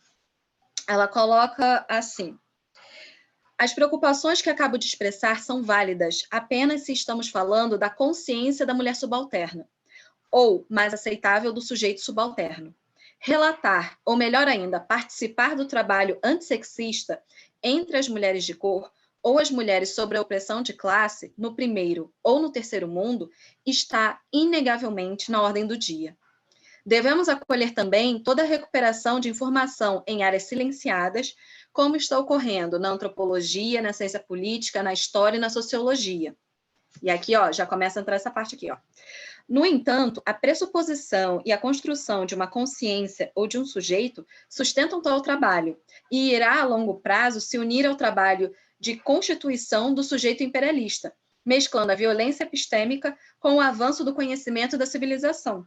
E a mulher subalterna continuará tão muda como sempre esteve. Então, assim, isso aqui que ela fala me lembra muito uma discussão que eu tive com a Laira quando a gente estava lendo Gramsci, de você pensar assim, olha, a gente precisa criar uma nova consciência, a gente precisa ler coisas e falar coisas que mostrem como é que essas pessoas estão pensando, a gente pensar em novas ideologias, mas a gente tem que ter consciência de que muitas vezes esse discurso vai ser utilizado para outras coisas, ou as pessoas vão continuar mudas como estão. Então, a Spivak, ela fala, olha, esse trabalho é muito importante, eu acho que a gente tem que questionar as teorias positivistas, a gente tem que questionar várias coisas. O mais importante é a gente desconstruir e desaprender, mas esse é um processo longo e complicado, né? E aí, se a gente for para o lado, por exemplo, do Gramsci, o Gramsci vai falar, olha, em geral, o que é hegemônico vai fazer quase uma coisa meio antropofágica, né? Vai pegar aquilo ali, vai digerir e vai botar para manter a sua hegemonia. A Spivak não chega a falar disso nesse momento. Ela só fala que ela principalmente está pensando numa coisa bem inicial, né? Como vou salientar que esse texto é de 85. Então, ela está falando, olha, a nossa ordem do dia é a gente cavucar e achar todas essas coisas que estão silenciadas e trazer para a luz. Agora, se isso vai mudar o papel da subalternidade, como é que a gente vai conseguir fazer isso? E se a gente vai conseguir dar mais voz ao subalterno, ela não sabe. E ela se coloca também nesse lugar de falar assim, olha, eu estou querendo fazer isso, mas eu também estou meio que presa dentro desse discurso ocidental. Afinal, eu sou professora, eu estou aqui nos Estados Unidos, eu estou discutindo com autores europeus, né? Então, ela, por mais que queira fazer esse trabalho, ela também entende a dificuldade dela de pensar, de às vezes achar relato, de fazer exatamente isso que a Cecília comentou. Miriam, você pode fazer seu comentário. Eu só queria complementar, parabéns a todas vocês que falaram muito bem, a gente aprende muito com vocês, mas eu só queria complementar que, curiosamente, existem todas as autoras que são do Globo Sul, como se está falando agora, né? Todas escrevem a partir dos Estados Unidos, todas são professoras acadêmicas em Estados Unidos. Então, eu não sei que poder tem Estados Unidos para que agora todo mundo queira ouvir esses professores acadêmicos, esses cientistas acadêmicos, etc., ou como queiram chamar eles, só escrevem a partir dos Estados Unidos. Como está falando esta mesma autora, tem que falar, sim, sobre o Ocidente, tem que falar, sim, porque ela está sendo professora nos Estados Unidos.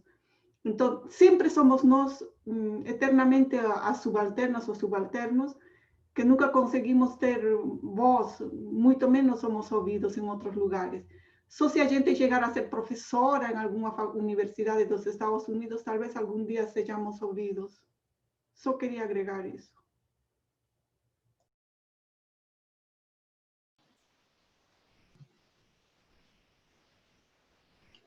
Tinha mais alguém que queria comentar.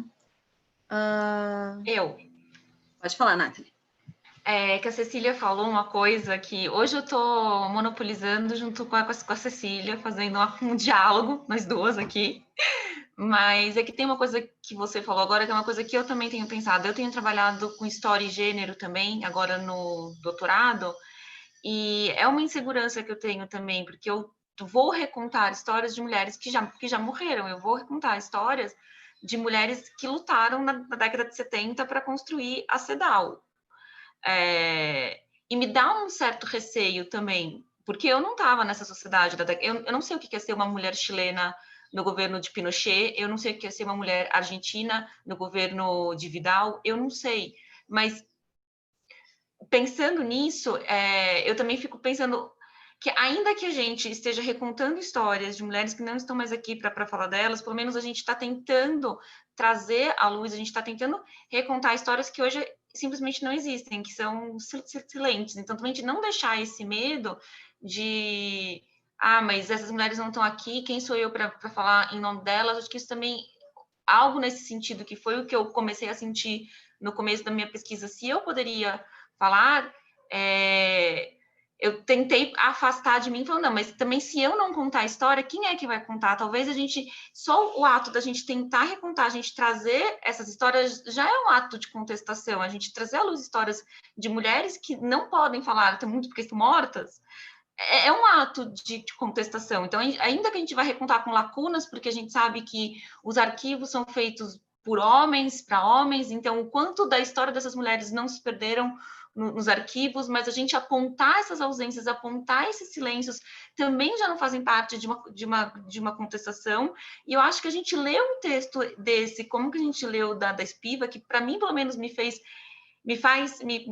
pensar de que, então, eu tomo consciência, eu tenho essa ciência de que essas mulheres têm a peculiaridade da época delas, do momento delas, e que tem parte da experiência delas que eu nunca vou sentir. Então, acho que um texto da Espiva que abre os meus olhos para eu lembrar sempre que eu estou falando por outro, mas tentar resgatar o máximo que eu posso da história delas, do que elas viveram, porque se eu não fizer isso, ninguém vai fazer. Então, também dá o nosso papel de tentar recontar histórias de mulheres que não estão aqui, ou enfim, é isso. Nathalie, mas eu acho que é exatamente isso que a Spivak quer. É o que ela fala que ela faz no caso da menina que se suicidou. Ela fala assim, olha, eu acho que esse caso era muito emblemático, que as pessoas estavam lendo esse caso errado, e a menina morreu. E ela não deixou, por exemplo, até onde eu entendi, ela não deixou tipo uma carta de suicídio, né? Então, ela foi reunindo provas e aí foi vendo, ela questionou, primeiro, quem eram essas pessoas que estavam próximas, quem era, talvez com quem essa garota tivesse interlocução, e as pessoas procuraram não saber, não se importar. E aí ela foi unindo pecinhas de um quebra-cabeça e foi falando assim, olha, eu acho que o que mais se aproxima do que aconteceu foi isso aqui. Né? Então, ela devolveu essa garota à agência dela. Era um pouco isso, assim, no sentido de, não, essa garota não se matou porque ela estava desiludida de amor, sabe? Ela se matou porque tinham incumbido ela de fazer um assassinato político. E ela não queria realizar essa ação. Então, ela preferiu se matar em vez de matar a pessoa a qual ela tinha sido designada para fazer isso. E aí, ela falou assim, essa garota, ela pensou tanto no ato dela que ela escolheu estar menstruada exatamente para que não contassem a história dela errado, dizendo que ela estava grávida de um suposto amor ou de alguma coisa assim. Então, ela escolheu o momento dela de estar impura, o momento ao qual ela não seria considerada uma viúva. Então, ela coloca, a gente precisa perceber todas essas questões, entender muito bem como é que a cultura funciona para tentar fazer.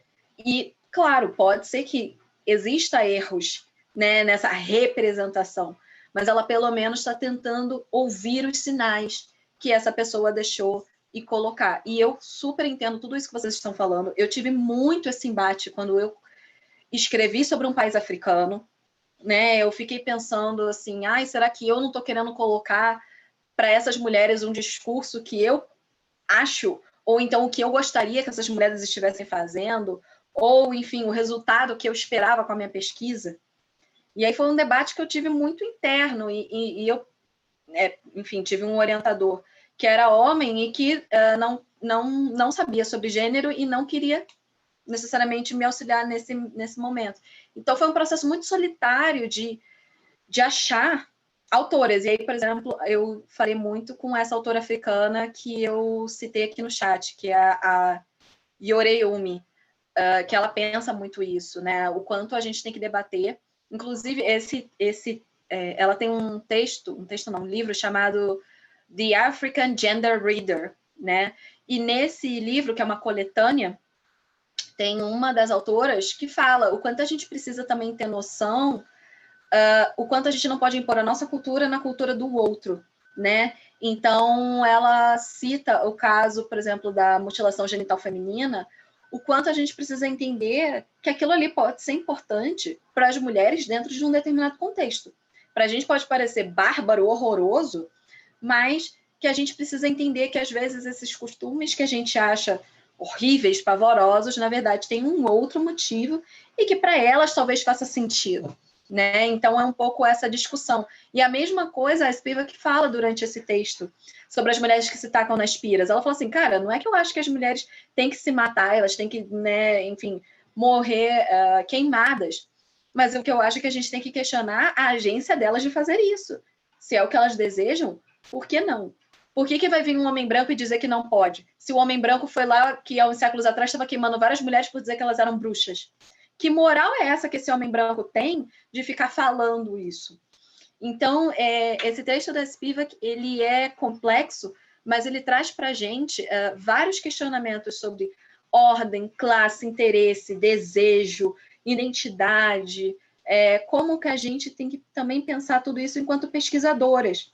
Que basicamente, esse livro dela é mais do que, às vezes, necessariamente, ela dá ferramentas de como a gente vai poder analisar e dar voz ao subalterno, ela está muito mais batendo nos pesquisadores e falando assim, prestem atenção em vocês, o quanto vocês estão se colocando como alguém falando por essas pessoas, como alguém que representa essas pessoas. E então, assim, é um texto que me fez refletir muito sobre, né, enfim, o estilo de pesquisa que eu faço, várias dessas coisas. Eu não sei se, por exemplo, o que eu fiz na minha dissertação seria o correto ou não, mas foi o que eu consegui fazer dentro do meu entendimento. Então, ela também fala muito isso, que a gente vai desconstruindo meio que aos poucos, né? Ela não simplesmente surgiu com esse pensamento do nada. E ela vai, se eu não me engano, comentar mais sobre essas questões da subalternidade em outras obras que vão ser posteriores. Ô, Bia, posso Oi. falar, né? Pode. Essa questão que você falou da pesquisa, né? Eu também, quando fiz pesquisa com as africanas, eu também tive, né, essa questão. E aí, quando eu fiquei sabendo dessa metodologia de fenomenologia, eu até falei com a minha orientadora que eu queria tentar usar essa para poder justamente assim, dar voz para essas pessoas que normalmente não são escutadas, né? E não queria meio que falar por elas, mas sim colocar os discursos dela e entender a partir do que elas falavam. E foi uma coisa bem complicada, né? Assim, um discurso mesmo, fazer entrevista e tal, não é uma coisa muito simples. E o que eu achei mais curioso, assim, como pesquisadora, uma das coisas é que eu tinha expectativa de achar certas coisas que muitas vezes eu não achava, e isso me gerava uma grande frustração. Eu achava que ia achar um negócio, eu falava, não é possível que eu não consiga achar isso e tal. E eu acho que a gente também, de vezes, gera uma expectativa que vai encontrar tal coisa, que quer encontrar tal coisa, e muitas vezes isso não encontra da forma que a gente acha que vai encontrar. Ou então, no início, eu acho que eu também usei muito meu olhar ocidental, e depois eu comecei a ver com um olhar mais cuidadoso de como aquilo funcionava em determinado sistema. Não é uma coisa muito simples mesmo, quando a gente vai estudar um grupo muito diferente do nosso em termos culturais, mas é uma experiência interessante. É só isso mesmo. Eu super concordo com você, Mari, que é bem complicado. E aí tem um momento que a Spivak vai falar isso aqui, ó, que a solução do intelectual não é ele se abster da representação. O problema é o itinerário do sujeito, que não foi traçado de maneira a oferecer um objeto de sedução ao intelectual representante. E aí ela fala, como é que a gente pode investigar as políticas? Como é que a gente pode... com que voz, consciência subalterna pode falar? Né? E aí ela fala que... Ela aqui está comentando sobre um autor específico, que o objetivo dele era reescrever o desenvolvimento da consciência da nação indiana. Mas, em alguma medida, o que seria o papel do teórico é tornar visíveis os mecanismos médicos, jurídicos, quaisquer que sejam, que permeiam as histórias, né? E aí o Foucault vai falar, olha, é tornar visível o que não é visto. Pode também significar uma mudança de nível, dirigindo-se a uma camada de matéria que até então não tinha permanência alguma para a história e que não havia sido reconhecida tendo qualquer valor moral, estético ou histórico.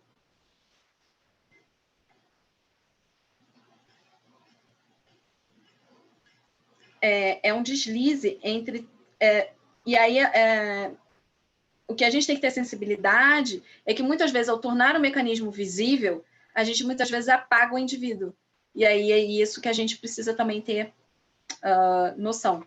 Então, não é fácil em momento algum, porque se você mostra a estrutura, às vezes você apaga o indivíduo. Se você mostra o indivíduo, você, às vezes, está meio que floreando, ou fantasiando, ou tendo a sua visão sobre ele. Então, é um processo bem complexo, né? O que ela fala é que é necessário a gente tirar essas pessoas da sombra, repensar conceitos e tentar construir uma nova teoria, mas principalmente refletindo sobre qual é o nosso lugar, de onde a gente, teórico, está falando, quais são as nossas perspectivas e o que isso vai influir ou não. Eu acho que esses são os pontos principais do texto. A Vanessa quer falar? Pode comentar, Vanessa. Obrigada. Boa tarde a todas. Eu fico escutando bastante a respeito de todas as ponderações que foram feitas, e, para mim, a analogia direta que passou foi, não necessariamente, mas que eu acho que dá para entender por onde eu caminho, o que eu quero dizer com isso. Então, acredito, assim, que, em primeiro lugar, toda vez que a gente pensa gênero, isso tem um parâmetro e um alcance, e que talvez não faça sentido ou venha num outro propósito para determinadas regiões do globo. Então, é claro que a gente representa, eu acho que isso ficou visível em muitas falas aqui, que, querendo ou não, seja num formato científico ou até mesmo da cultura que pertencemos, existe um entendimento sobre o que se deseja com essa categoria gênero, e também em moldes científicos o quanto ela se presta equivocadamente, ou pode ser, ou traz parâmetros universalizantes, que quando você leva isso para o sul global, começa a se perceber que não funciona muito bem. E aí já foi destacado, por exemplo, né, da mutilação genital, e teria uma série de outras.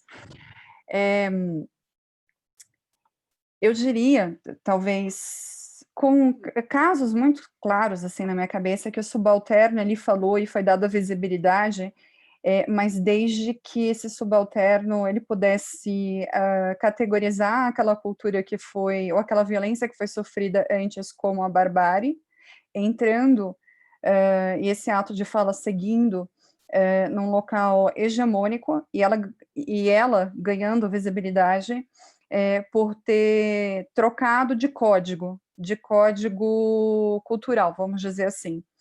E aí, basicamente, a gente tem esse efeito antropofágico mesmo, ou a cultura hegemônica praticamente conseguindo sugar quem tinha um pertencimento a um outro lado. Agora, também acho interessante pensar que, se a gente pensa em feminismo como luta política, eu acho que já se assume que elas são diversas, e talvez o interesse seja que aconteça isso mesmo. Eu acho que as ponderações que a Bia colocou a respeito de trabalhar com a categoria gênero já foram, e também pela Spivak, né, já foram, assim, ponderadas. Agora, para mim, é sempre essa problemática de pensar se existe realmente o imperativo universal, ou existe a construção do imperativo universal que o mundo acadêmico acaba interagindo, problematizando ou trazendo, que é de contraditório, ou corroborando com ele. Então, em específico, existe um livro, David Cartwright, que ele fala sobre os movimentos de não violência, e o capítulo 1 dele, de alguém, né, que foi desertor do Vietnã, e depois se dedicou, né, para a vida acadêmica. Então, essa associação experiência prática e luta política mais vida acadêmica, neles se unem e tem um contexto específico. Mas o capítulo 1 em específico, ele é interessante, porque ele faz um mapeamento do que se entende por paz, né? Então, tem um imperativo dentro das RIs, que vocês sabem que pode ter algumas nuances, mas o que eu acho mais interessante do primeiro capítulo que ele fez foi de tentar mostrar para o leitor que existem realmente diferentes concepções de paz, e ele vai região por região do globo. Então, paz na América Latina, o que é, né? Paz nos Estados Unidos e Canadá, o que é? Depois, paz na África, e aí ele faz, olha, aqui paz na África está muito mais associado com desenvolvimento do que com outras questões. Aí ele vai para a Ásia, fala, olha, aqui está muito mais na categoria individual do que necessariamente algo, um código socialmente compartilhado. E da América Latina ele falou questões relacionadas à violência, até mesmo violência praticada por autoridades. Então, eu tenho a impressão que quando a gente analisa, ou quando trabalha com a categoria gênero, é a mesma problemática. Então, em primeiro lugar, ela emerge, ela tem que sejam autores ou autoras que problematizaram isso, e que bom que ainda existam. Eu acho que esse cuidado metodológico que a Bia falou, ele é interessante,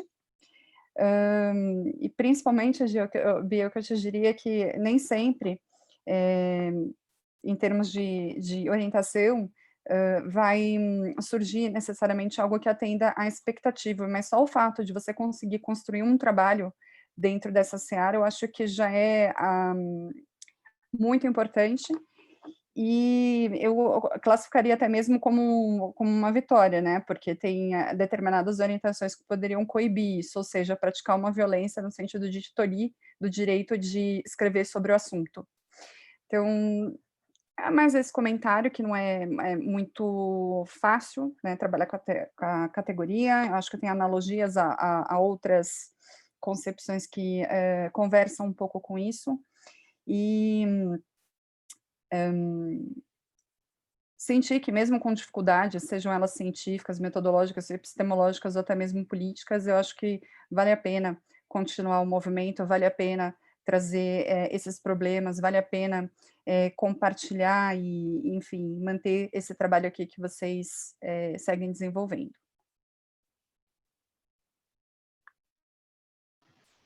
Obrigada, Vanessa. Sim, eu concordo. Só de já não ter alguém te embarreirando já é muito importante. Mas muito obrigada por todos os comentários. Mais alguém gostaria de comentar alguma coisa?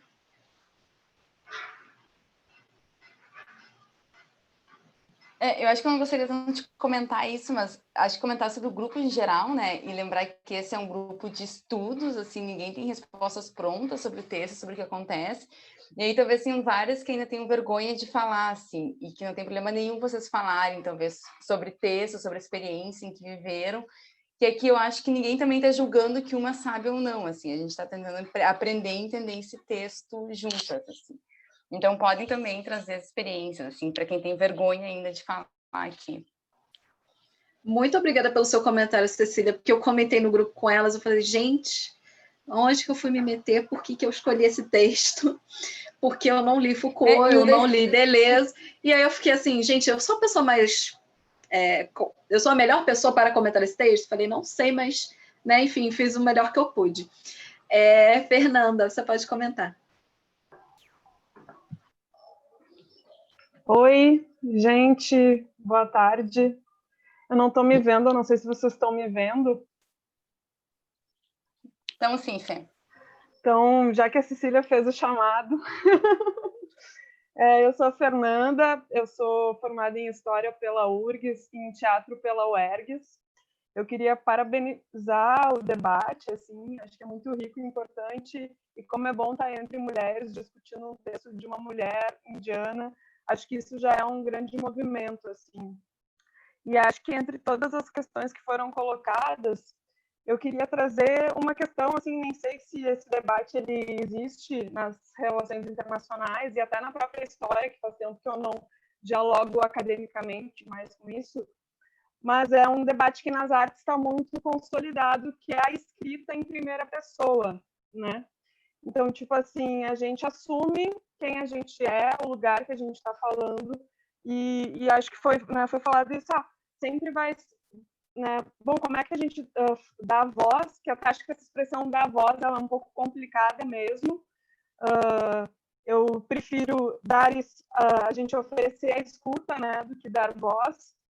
E como que a gente vai ter que isso, acho que a contradição ela é meio inerente, né? Eu acho que o importante é escancarar isso. Bom, eu estou nesse lugar, eu falo desse lugar e quero dialogar com outro lugar que talvez eu não tenha a mínima ideia ou eu seja muito limitada para lidar com esse lugar, mas o que eu consigo trazer dele é isso, né? Eu estou na academia para também tentar abrir brechas para que essas pessoas também ocupem, né, esses lugares. Acho que era isso, queria agradecer muito, parabéns, e vamos ver se eu consigo participar de outros encontros. Um abraço. Muito obrigada, Fernanda, é um prazer ter você aqui. Sim, existe já um certo movimento, ele ainda é bem pequeno, principalmente na escrita em português, de escrever com primeira pessoa. Né? Eu vejo ainda muito no português a gente escrevendo com terceira pessoa. No inglês eu já vejo mais autores escrevendo assim, eu acredito nisso, eu falo dessa forma, mas eu acho que é um movimento que está para acontecer, principalmente para autoras feministas, falando, olha, eu estou falando a partir desse lugar, eu sou assim, enfim. Então eu acho que realmente é um debate bem importante da gente trazer, e colocar dentro das pesquisas. Eu concordo, Bia. Eu acho realmente muito importante, até porque você que está fazendo o trabalho, é você que tá analisando sobre a sua forma de interpretar o mundo. É impossível o pesquisador ser, tipo, neutro, como se pretendia, ou como alguns ainda pretendem, há uns anos atrás, mimetizando, de alguma forma, as ciências exatas, né? O comentário que eu queria fazer alguma coisa que vocês falaram, agora não lembro quem, me lembrou muito um livro que eu li uma vez sobre, acho que era Gender and Social Justice, era uma coisa assim, e questionava muito, né, a questão dos direitos humanos e a CEDAW, né?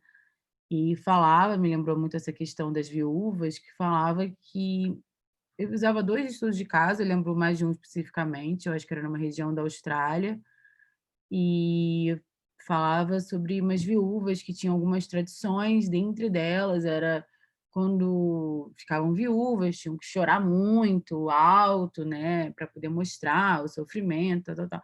Tinha uma série de coisas, agora eu não lembro, porque eu tenho bastante tempo que eu li esse livro. Mas a grande crítica que fazia é que a CEDAW chegava lá, né, com o seu olhar ocidental e falava: olha, vocês têm que mudar isso, que não pode fazer isso, blá, blá, blá, e ir embora, sei lá, em 1, 2 semanas. E apesar de você poder entender que isso é um problema, que as pessoas, né, sofrem e tal, né, mas eles não tentavam entender a questão cultural, né? Por que que funciona assim? Como poderia manejar isso de uma melhor forma? E eu acho que isso entra muito na questão tanto dessas viúvas que se que se suicidam, né, porque acreditam que é importante com o marido, da reencarnação e tudo isso, e também se assemelha muito à questão do, que eu já comentei aqui, da mutilação genital feminina, que já até chegaram a falar, que é muito difícil você parar, você acabar com essa violência, porque não deixa de ser uma violência, por mais que seja uma prática cultural, é uma violência você cortar, elas sofrem, muitas morrem no processo, né, ficam com infecções durante a vida inteira, são muitas coisas que acontecem, além de toda a dor que sofrem na relação sexual, são inúmeros os problemas. Mas é uma questão cultural muito forte, muitas vezes religiosa, né? Uma vez só cultural, às vezes religiosa e cultural. Religiosa ligada à cultura, porque nem sempre todos os muçulmanos, por exemplo, que é ligados a essa religião, fazem.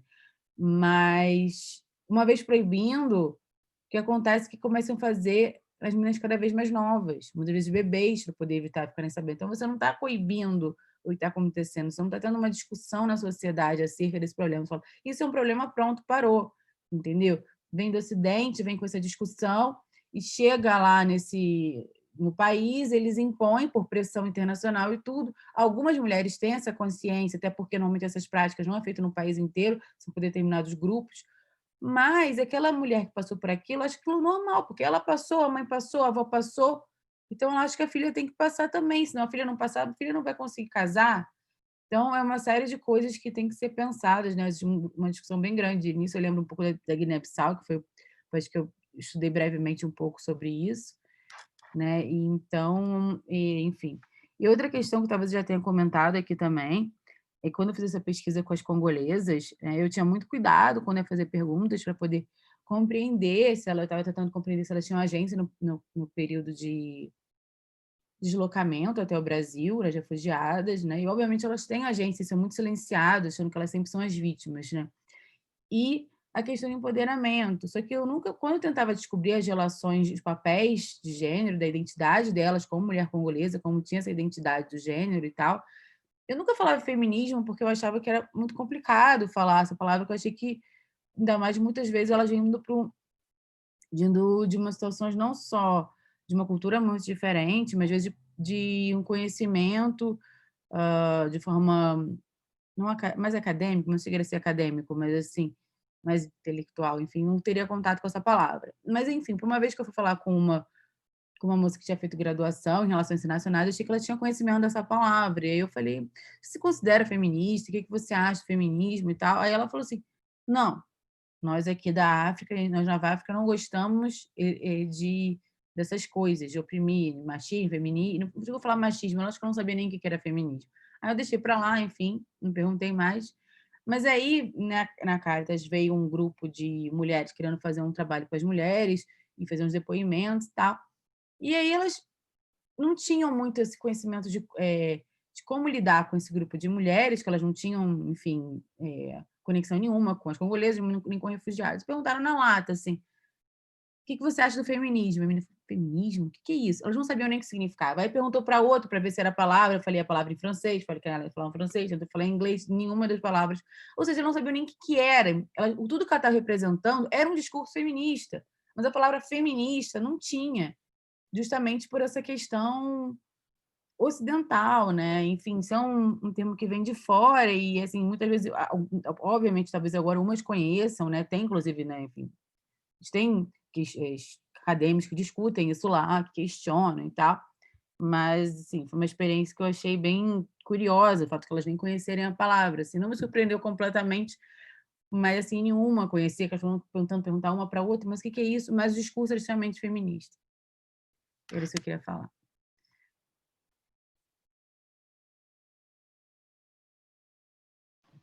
Então, Mari, isso eu acho que a gente já chegou a comentar aqui em alguma outra discussão, isso é bem comum em outras regiões do mundo, ou não saber, ou achar que o conceito é diferente do que o que a gente entende como conceito.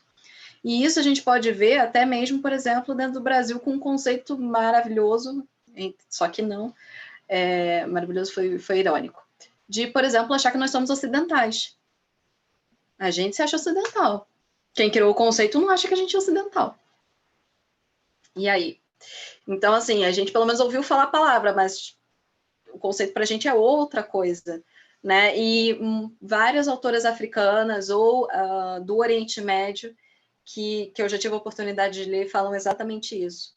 Como é complicado a gente querer colocar né, essas outras culturas dentro de caixinhas que a gente entende, e muitas vezes a gente não se entende, por exemplo, aí a gente vai falar assim, mas eu talvez não faça isso porque eu sou periférica, né? Nós aqui estamos no sul global, mas muitas vezes a gente está lendo o norte global e a gente está aprendendo a reproduzir o norte, e muitas vezes a gente não para refletir e falar assim, tá, mas isso aí que ele está falando não faz sentido na minha realidade.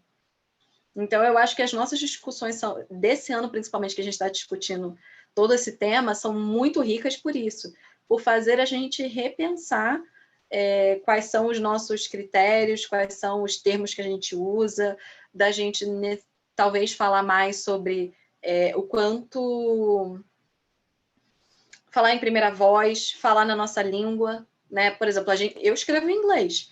Isso é ser colonizada em alguma medida, né? A gente chegou a ler muito tempo atrás, acho que foi num encontro de 2017, a gente leu um texto da Lélia Gonzalez falando sobre a necessidade de falar, muitas vezes, de escrever academicamente o português, né? O português que é falado, um português menos colonizado, enfim.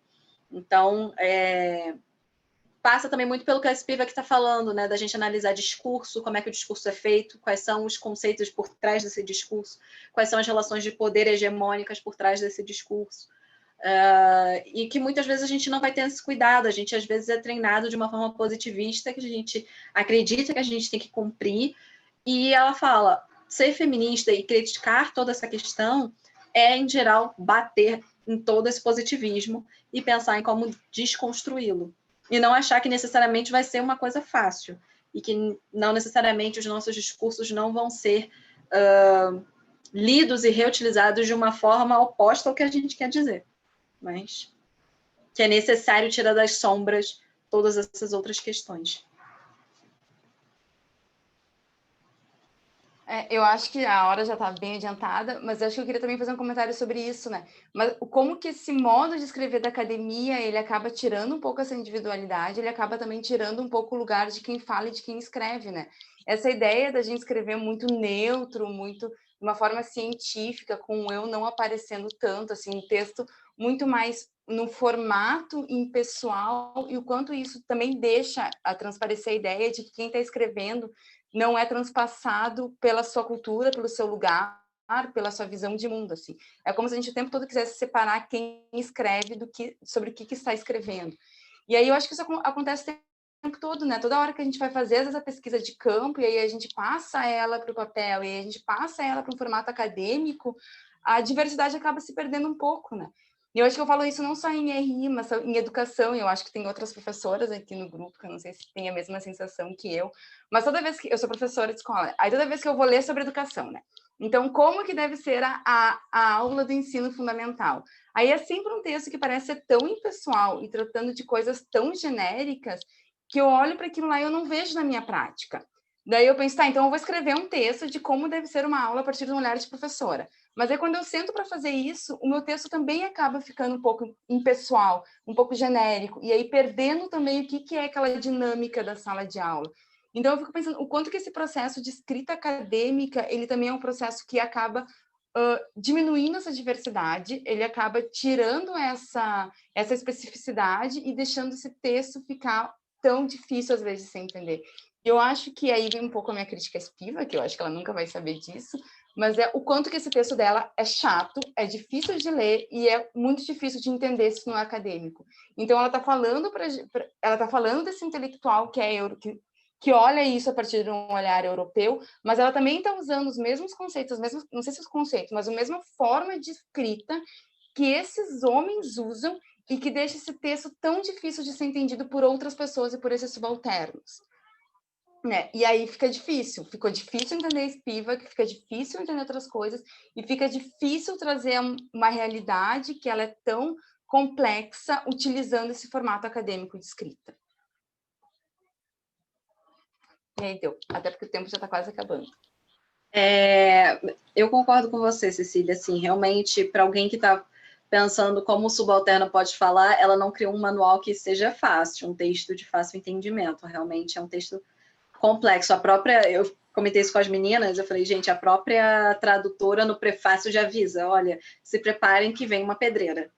Então, é um pouco isso. E isso é algo que eu já há um bom tempo tento fazer, de pensar como os meus textos podem ser mais fáceis para alguém que não é da área, mas o quanto que, assim, também se você tenta se encaixar dentro do que é requerido pelas revistas, do que é requerido pelos programas, o quanto às vezes é difícil você fazer esses atos, né?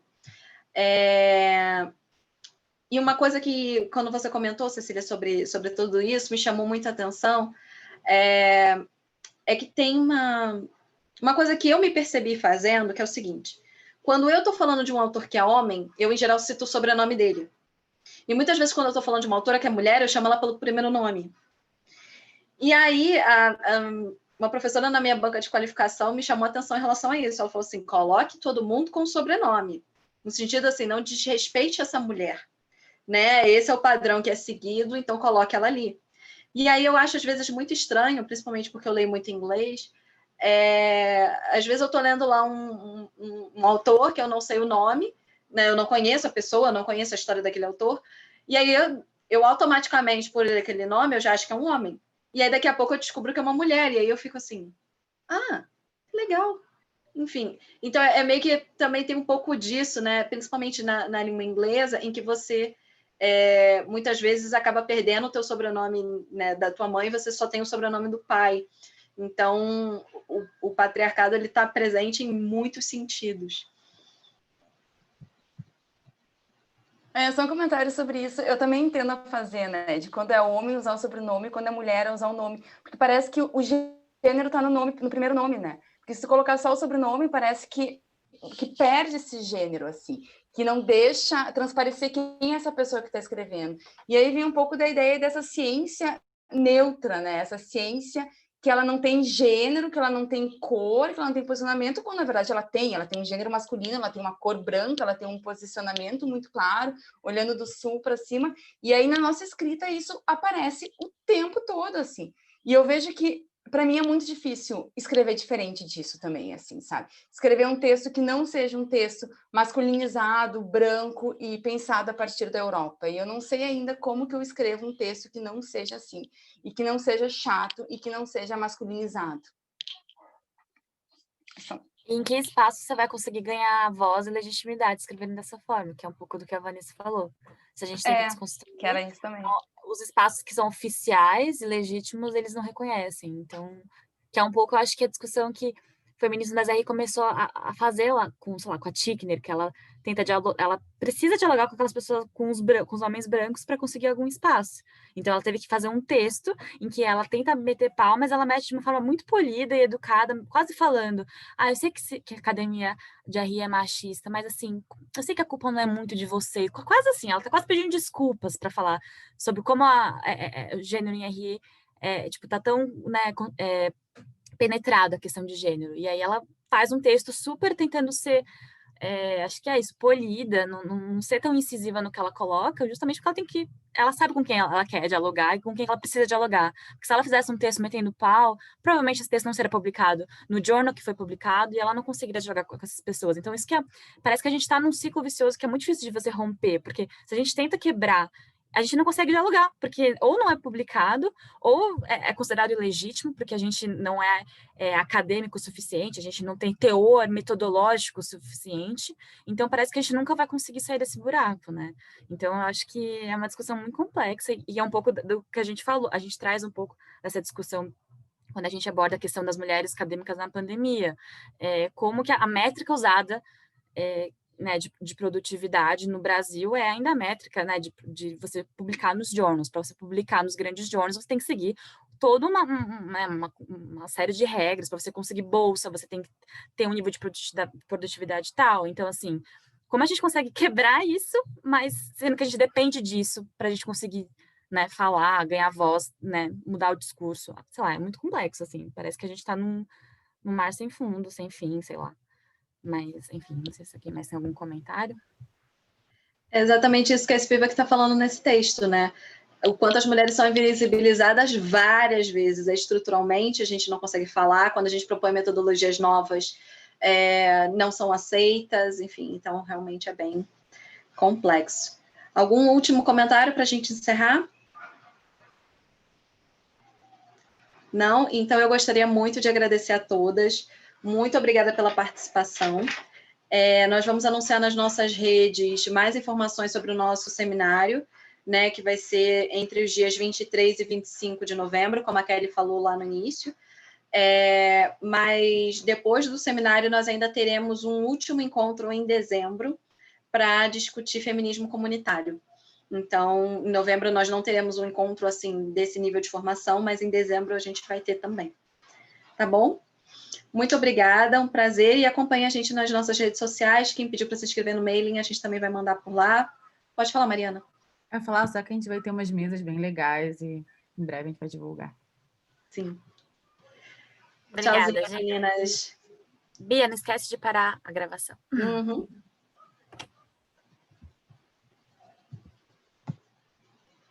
Peraí, que eu tinha uma coisa antes de dizer para avisar que deu confusão aqui. Eu tô com meu estúdio de gravação meio precário. Mas para dizer que eu tenho o próximo seminário do Marias também, que vai ser em dezembro. Em novembro a gente vai fazer, porque tem um seminário online, esse grande que a gente está organizando.